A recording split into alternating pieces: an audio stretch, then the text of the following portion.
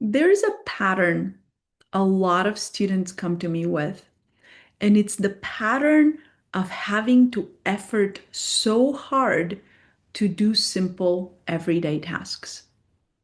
And oftentimes, this pattern of over efforting is a sympathetic, a fight flight energy pattern that lives on top of a pattern of living with quite a bit of freeze in the system, which means that for some reason, and there's many reasons for that, I will give you a couple of examples in a little bit. For some reason, the system self-protects in present time from something that's usually past by withdrawing its energy, by decreasing metabolism, by decreasing energy expenditure to keep us safe.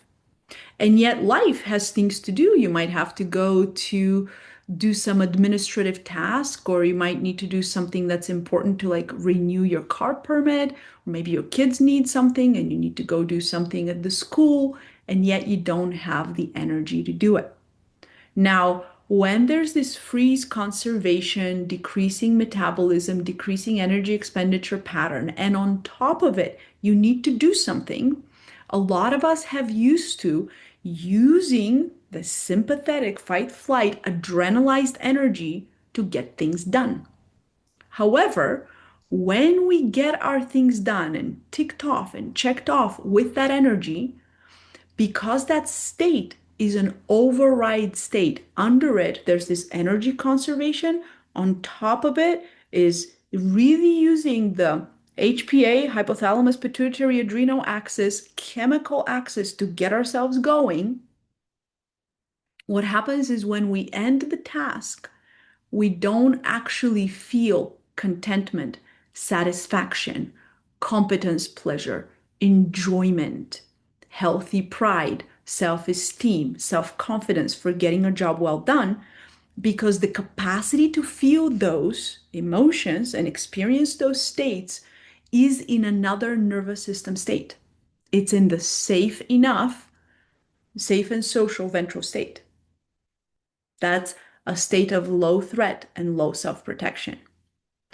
In states of high stress, high self-protection, such as the freeze, where we don't have energy and we use this fight flight energy on top of it to just manage, just get through life, those good feelings are not available. So what ends up happening is I get the job done, I've expended the energy, but I don't get the replenishment. I don't get the replenishment of the good feelings. All I get is the removal of pressure. But the removal of pressure, the removal of the negative, is not one positive. I'm going to say this again. When I stop pressuring myself and whipping myself, when I stop running on rocket fuel, the stopping of that is just the removal of the negative. It's not an addition of a positive. And so the system has just expended energy. That's kind of an emergency quality fuel and hasn't received anything back, which is how our body budget stays shrunken, stays small. So day after day after day after day of doing that, we might actually end up in a life that we feel like we never have energy for the things that we want to do, let alone just using that energy for the things that we only need to do, because we actually never have anything left over for what we actually want to do. And we can feel all sorts of low emotions about this. We can feel bad about ourselves. We can actually be worried about our health. A lot of things can happen.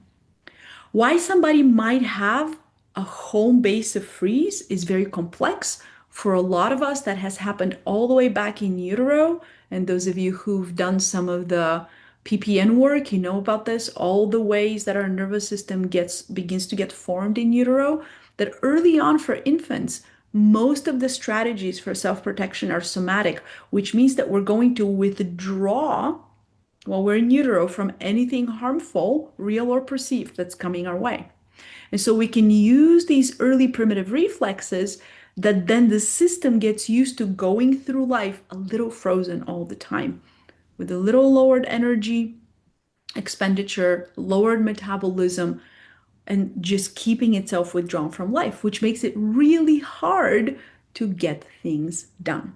This is where food comes in on both ends of that pattern. On one end, if I don't have energy and I need to effort to get things done, I might need to actually create arousal and use the kinds of foods that are going to give me a temporary jolt of energy. And you know how coffee works, you know how sugary and ultra processed food works, where it actually gives us that jolt for the moment, right? Think about like the kind of snacks that you can buy at a gas station. It's like, nobody's really buying at a gas station something that's like wholesome and takes a while to chew and, then digest. Nobody buys something at a gas station that takes half an hour to eat and chew. We want these quick, quick, quick things that are going to get us through the next leg of driving. Imagine living life that way. On the other end of that, is that when you come to an end of the day that you've had to effort, what ends up happening oftentimes is that you're not just depleted, like actually like calorically depleted and, depleted in the nutrients that your body needs.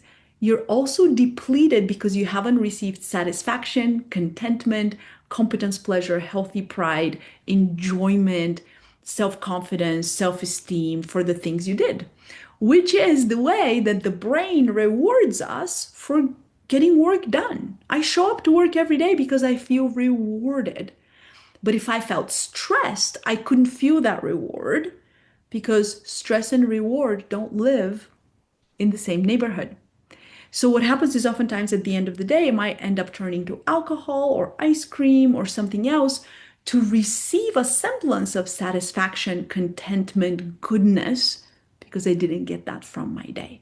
So this is how food can end up interplaying in this pattern of efforting that lives on top of freeze. And this is particularly difficult for people with chronic pain, people with chronic fatigue, people with autoimmunity, where the system has been with these syndromes and very difficult conditions because of how it got set up early on in utero, at birth, the first couple of years of life. So this is what I want to say to you, that this is not something that you have to struggle with by yourself, because the system is already on a roll and is doing what it's doing, and it only knows how to do what it already does. It can feel very difficult, if not impossible, to get out of these patterns. And the only way that the system gets out of these patterns that are well grooved is to know that something else is possible, that there's something else in its library. So if in your nervous system library, all there is the books that are low budget, freeze, effort, rocket fuel, those are the books that are in the nervous system library. So in my work, what we do in our groups, every single week, you get 2 hours of practice, and there's an hour of elective if you want to go into office hours with me and my right hand, Derek, that we get to practice and we get to give your body hours of experience each week of experiencing something different. And so as the body gets new information in its library of experiences, it's also able to access those experiences and access different ways of being that now also feel like a possibility for a safe enough life. Because before, remember, all of these behaviors of self-protection, we're only using them because we needed protection. If we can open to feeling safe enough on the inside, safe and connected in a new way, the body will pick it up. It's almost like there's these dangling wires that are waiting to connect from birth. And we need experiences, we need new experiences in order for the nervous system to begin to trust that something else is possible. And that's why in the beginning, even my students will say, wow, this is so slow, or wow, is this even going to work? Because it takes a while for the brain to reorganize and go, wow, a new way is possible. And it requires consistency, it requires patience, it requires specificity, that we do specific things that are helpful, and then we can track and modify as needed. All of this we offer in our school. That's what the Peace with Food School is all about. And I'm just really glad that I have the privilege every day of helping people just like you move from efforting, from feeling depleted, from using food to replenish and never quite feeling like it's hitting the spot, to finding new ways of being and new ways of living. And I hope that if this pattern is something that you're dealing with, that you consider coming on a call and talking to me about it and getting even more granular and more clear about what you're dealing with. And then I can let you know whether what we do in our school and our curriculum can be supportive, both what we do in the groups and what we do one-on-one, or perhaps something else is needed. But really, I want to encourage you to not stay in this alone. There's so much to do. There's so much helpful, both information and skill that we can add so that your body can find a different way of being, and one that deep inside you probably already know is available. You might just need a little bit of help to get there. Wishing you a wonderful day. And if this touches you, come on a call with me. Those are free. I see a couple of people for a free call every week. There's always some space on my schedule for that. And I hope that I can contribute to your journey in a nourishing way.